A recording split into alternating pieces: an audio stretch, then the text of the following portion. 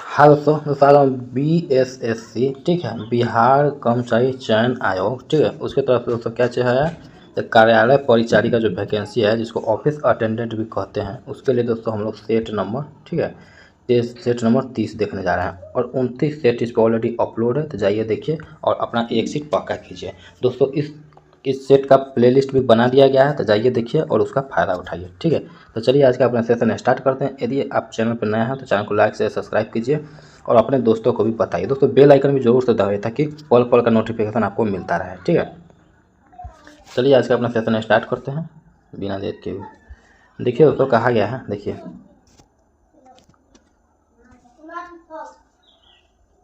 देखिए हुगली औद्योगिक प्रदेश का केंद्र है, तो याद रखिएगा ऑप्शन डी कोलकाता हावड़ा, ठीक है, ऑप्शन डी।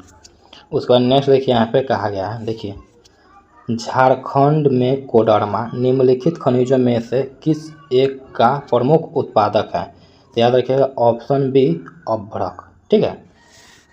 उसके बाद नेक्स्ट देखिए बिहार में नहरों द्वारा सर्वाधिक सिंचाई किस जिले में होती है, तो याद रखिएगा ऑप्शन ए रोहतास, ठीक है। उसके बाद नेक्स्ट देखिए यहाँ पे कहा गया है, नेक्स्ट में देखिए भारत में निर्वाचन क्षेत्र बांटा गया है, तो याद रखिएगा ऑप्शन ए जनसंख्या के आधार पर, ठीक है। उसके बाद नेक्स्ट देखिए यहाँ पे कहा गया है, नेक्स्ट देखिए यहाँ पे कहा गया, देखिए द्वितीय विश्व युद्ध की शुरुआत कब हुई, तो याद रखिएगा ऑप्शन सी 3 सितंबर 1939 को, ठीक है। उसके बाद नेक्स्ट देखिए यहाँ पे कहा गया रंग भेद की नीति के विरुद्ध आवाज़ उठाने वाले कौन थे, तो याद रखिएगा option C Martin Luther King, ठीक है, ऑप्शन सी। उसके बाद नेक्स्ट देखिए यहाँ पे कहा गया है, देखिए विश्व का सर्वोच्च शिखर माउंट एवरेस्ट किन दो देशों की सीमा पर स्थित है, तो याद रखिएगा ऑप्शन सी नेपाल तिब्बत, ठीक है, ऑप्शन सी। उसके बाद नेक्स्ट देखिए यहाँ पे कहा गया है, देखिए राजस्थान राज्य सौर और डैश ऊर्जा के साथ बहुत अच्छी तरह से संपन्न है लेकिन जल संसाधन की कमी है, तो याद रखिएगा ऑप्शन सी विंड, ठीक है। उसके बाद नेक्स्ट देखिए यहाँ पे कहा गया है, देखिए भारतीय लोकतंत्र की कमजोरियों को दूर करने का सर्वश्रेष्ठ उपाय क्या है, तो याद रखिएगा ऑप्शन सी सुधारात्मक कानूनों का निर्माण, ठीक है। उसके बाद नेक्स्ट देखिए यहाँ पे कहा गया है, देखिए भारतीय संविधान में प्रस्तावना किस वाक्य से आरंभ किया गया है, तो याद रखिए ऑप्शन बी हम भारत के लोग, ठीक है। उसके बाद नेक्स्ट देखिए यहाँ पे कहा गया है, देखिए भारत में बहुत अधिक जैव विविधता का घनी क्षेत्र है, तो याद रखिएगा ऑप्शन सी पश्चिमी घाट, ठीक है। उसके बाद नेक्स्ट देखिए यहाँ पे कहा गया है, देखिए चीनी उत्पादन में अग्रणी राज्य कौन है, तो याद रखिए ऑप्शन ए उत्तर प्रदेश, ठीक है।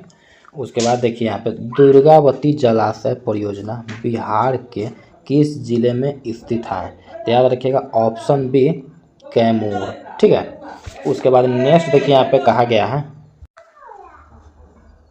उसके बाद नेक्स्ट देखिए यहाँ पे कहा गया है, देखिए भारत में ताज़े पानी का प्रमुख स्रोत है, तो याद रखिएगा ऑप्शन बी भूजल, ठीक है।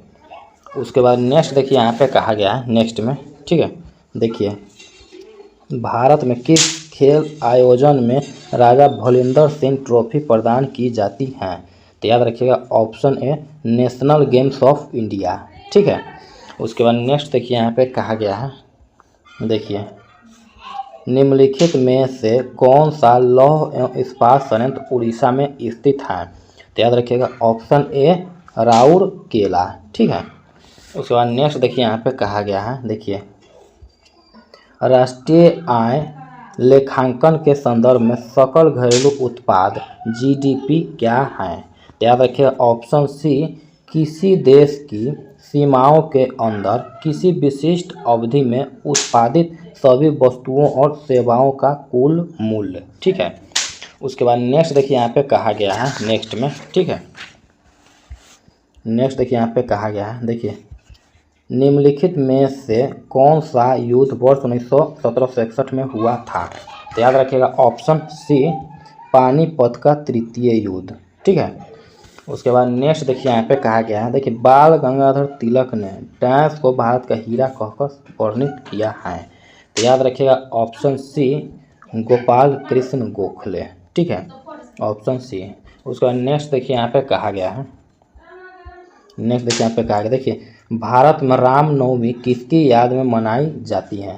तो याद रखिएगा ऑप्शन डी भगवान राम का जन्म, ठीक है, ऑप्शन डी। उसके बाद नेक्स्ट देखिए यहाँ पे कहा गया है, देखिए भारत की पहली औद्योगिक नीति संकल्प की घोषणा किस वर्ष की गई थी? तो याद रखिएगा ऑप्शन ए 1948, ठीक है। उसके बाद देखिए यहाँ पे एक अर्थव्यवस्था जो अन्य अर्थव्यवस्थाओं के साथ व्यापार करती हैं कहलाती हैं? तो याद रखिए ऑप्शन सी खुली अर्थव्यवस्था, ठीक है।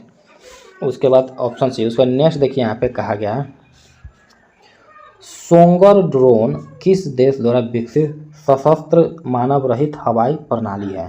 तो याद रखिए ऑप्शन सी तुर्की है, ठीक है, ऑप्शन सी तुर्की है। उसके बाद देखिए हाल ही में मुख्यमंत्री नीरा संवर्धन योजना की शुरुआत किस राज्य में की गई है? तो याद रखिएगा ऑप्शन बी बिहार, ठीक है।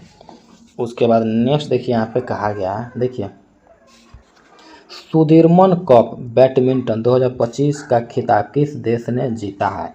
तो याद रखिएगा ऑप्शन ए चीन, ठीक है। उसके बाद नेक्स्ट देखिए यहाँ पे कहा राष्ट्रीय फिल्म विकास निगम एनएफडीसी के प्रबंधक निदेशक किसे नियुक्त किया गया है?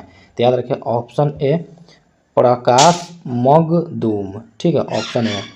उसके बाद नेक्स्ट देखिए यहाँ पे कहा गया है, देखिए यूनेस्को द्वारा मान्यता प्राप्त रम्मान उत्सव का आयोजन कहाँ किया जाता है? तो याद रखिए ऑप्शन बी उत्तराखंड, ठीक है। उसके बाद देखिए भारत का पहला एआई डाटा सेंटर पार्क किस राज्य में खोला जाएगा? तो याद रखिएगा ऑप्शन डी छत्तीसगढ़, ठीक है। उसके बाद ऑप्शन डी छत्तीसगढ़। उसका नेक्स्ट देखिए यहाँ पे कहा गया है, देखिए 7वें क्वाड शिखर सम्मेलन 2025 का आयोजन किस देश में किया जाएगा? तो याद रखिए ऑप्शन बी भारत, ठीक है। उसके बाद नेक्स्ट देखिए यहाँ पे कहा गया 7वें संस्करण खेलो इंडिया यूथ गेम्स 2025 का शुभंकर क्या है? तो याद रखिएगा ऑप्शन ए गज सी, ठीक है, ऑप्शन ए गज सी, ठीक है। उसके बाद नेक्स्ट देखिए यहाँ पे कहा गया है, देखिए धात्विक आवरण वाले विद्युत संधित्रों को भूसंपर्कित ऑर्थेड क्यों किया जाता है? याद रखिए ऑप्शन डी ताकि विद्युत धारा के क्षरण की स्थिति में उपयोगकर्ता को गंभीर विद्युत आघात न लगे, ऑप्शन डी, ठीक है। उसके बाद नेक्स्ट देखिए यहाँ पे कहा गया है नेक्स्ट में, ठीक है, देखिए मानव नेत्र अभिनेत्र लेंस की फोकस दूरी को समायोजित करके विभिन्न दूरियों पर रखी वस्तुओं को फोकसित कर सकता है, ऐसा हो पाने का कारण है?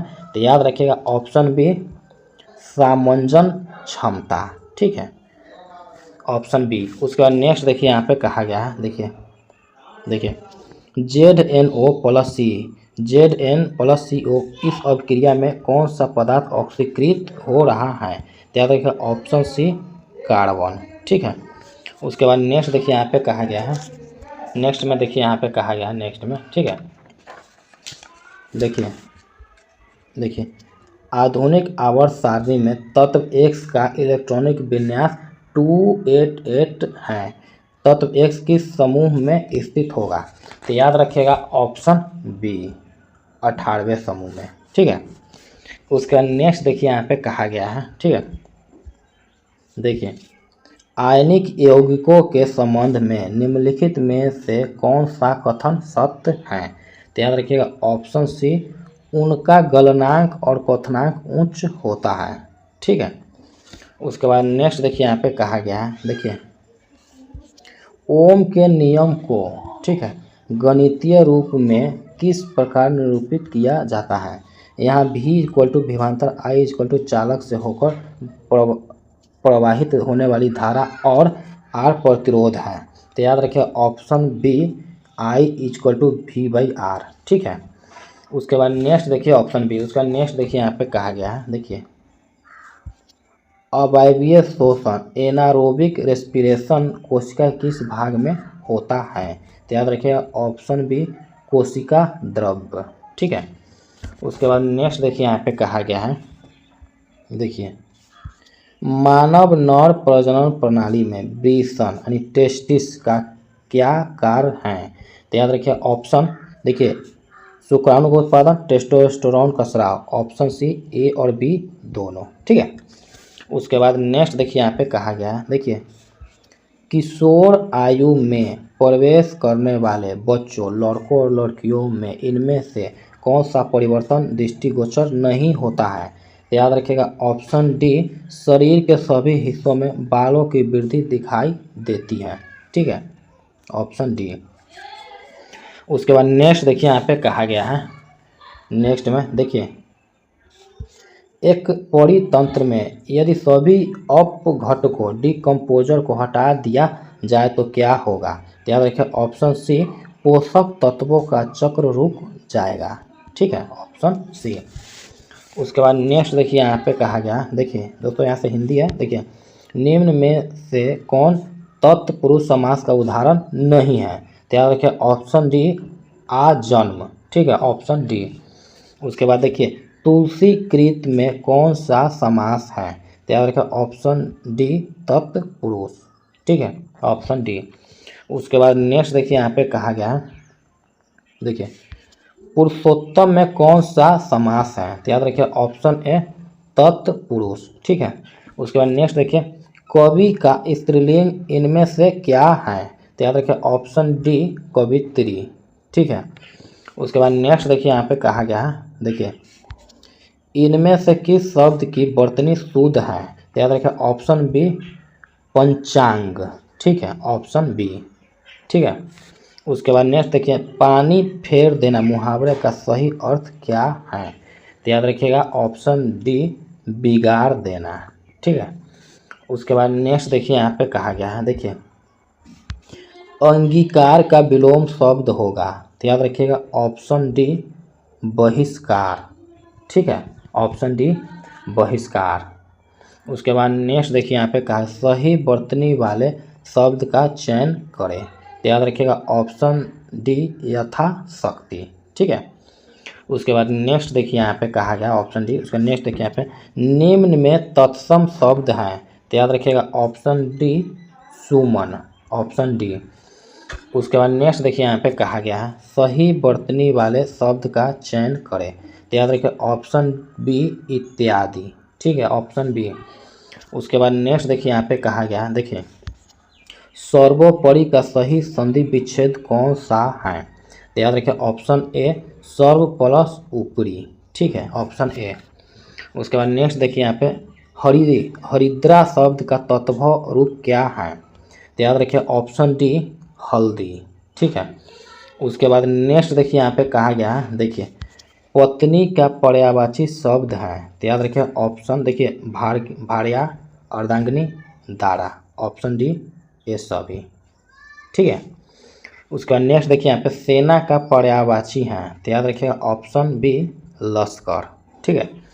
उसके बाद नेक्स्ट देखिए यहाँ पे कहा गया, देखिए किसी व्यक्ति, वस्तु, स्थान, भाषा, गुण आदि के नाम को कहते हैं। तो याद रखिएगा ऑप्शन सी संज्ञा। ठीक है। उसके बाद देखिए संज्ञा व सर्वनाम की विशेषता बताने वाले को कहते हैं। तो याद रखिएगा ऑप्शन बी विशेषण। ठीक है। उसके बाद नेक्स्ट देखिए यहाँ पे कहा गया है, नेक्स्ट में देखिए सात कोड़ी होता है किस भाषा के कथाकार हैं।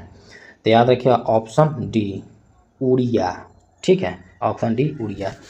उसका नेक्स्ट देखिए यहाँ पे कहा गया है, देखिए यहाँ पे किसकी रचना में एक साथ कबीर, तुलसी और रविंद्रनाथ एकाकार हो उठते हैं।